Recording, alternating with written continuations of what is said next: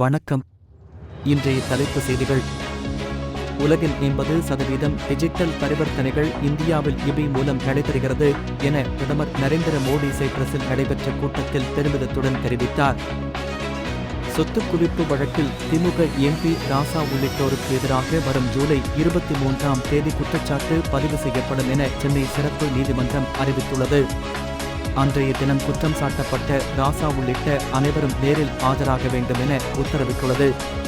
பாஜகவுடனான கூட்டணிக்கு பாதிப்பு வரும் வகையில் அதிமுகவினர் யாரும் விமர்சிக்க கூடாது என்று கட்சி நிர்வாகிகளுக்கு பொதுச் செயலாளர் எடப்பாடி பழனிசாமி அறிவுறுத்தியிருப்பதாக தகவல் வெளியாகியுள்ளது. கீழடி விவகாரத்தில் இன்று மதுரை வீரகனூரில் திமுக மாணவர்களை நடத்தவுள்ள கண்டன ஆர்ப்பாட்டத்தில் பெருந்திரளாக கூடி மத்திய அரசுக்கு நமது தமிழ்நாட்டின் உணர்வை வெளிப்படுத்துவோம் என்று முதல்வர் மு.க.ஸ்டாலின் கூறியுள்ளார். காதல் திருமண விவகாரத்தில் சிறுவன் கடத்தல் வழக்கு விசாரணைக்காக சென்னை உயர்நீதிமன்ற உத்தரவின் பேரில் நேற்று திருவாலங்காடு காவல் நிலையத்தில் புரட்சி பாரதம் கட்சி தலைவர் கோவை ஜெகன்மூர்த்தி ஆஜரானார். அவரிடம் போலீசார் சிறுவன் கடத்தல் சம்பவம் தொடர்பாக தீவிர விசாரணை நடத்தி வருகின்றனர்.